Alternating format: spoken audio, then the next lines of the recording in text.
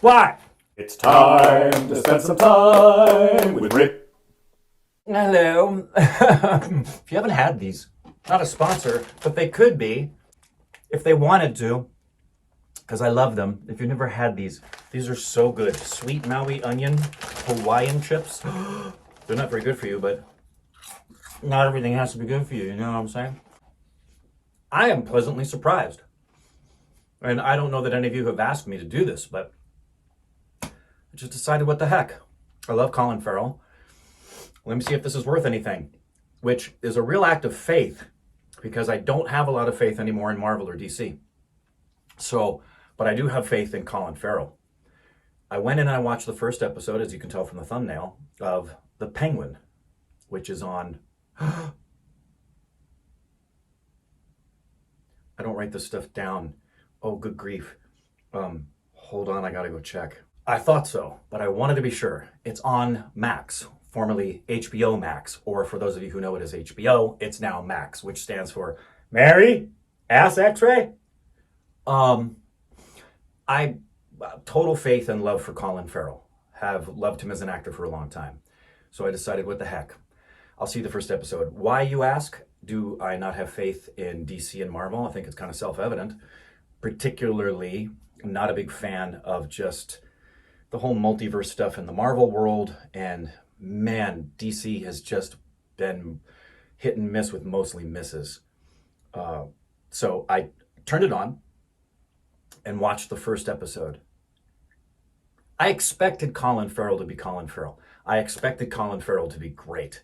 And if there's ever been a character that an actor has fully disappeared in, it's Oz. Yeah, it's predominantly because of the spectacular makeup on Colin Farrell. Spectacular. However, just because you put makeup on an actor doesn't mean that it's going to convey into a completely unique and believable character.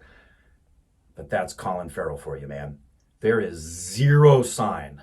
There is no hint, no sign of Colin Farrell anywhere. 100% gone, disappeared. It is just Oz. I kind of expected that. That was the driver that was bringing me to the show and causing me to say, yeah, I want to watch this thing. If you've watched it, let me know. By the way, you should know this about me if you've been here any stretch of time or on our stupid reactions. I am not a fan. In fact, I vehemently hate critics who tell the story in their reviews. You're not a storyteller when you're critiquing something.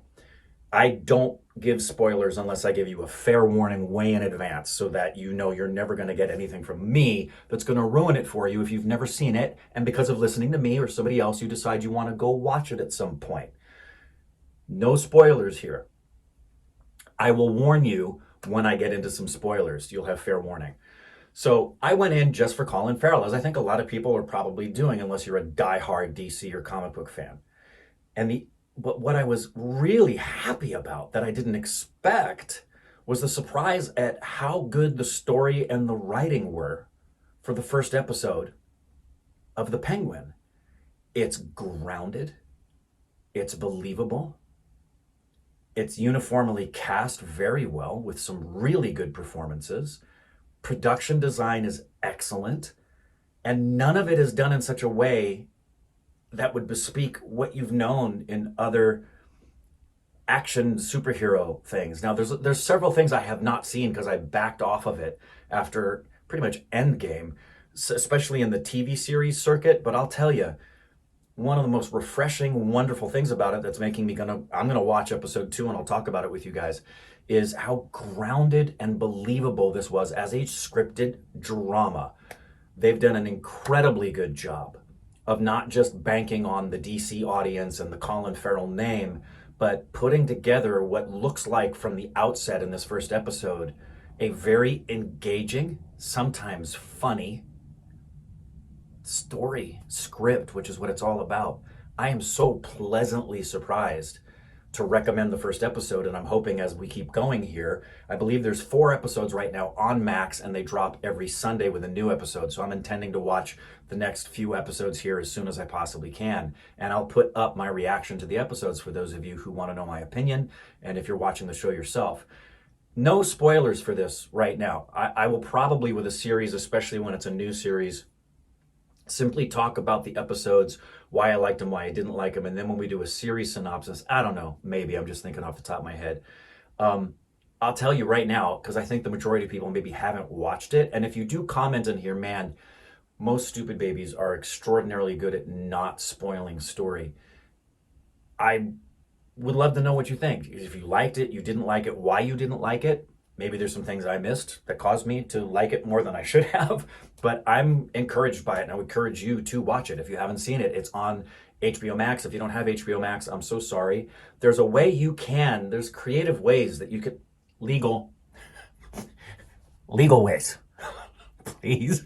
There are creative legal ways that you can do packages and different things through cell phone carriers that allow you to get multiple platforms, because as I'm sure you're going to see, it's part of what I do as an actor and a YouTuber, but it's also what I love. I'd be watching these things anyway because I've since childhood been a TV, film, theater lover.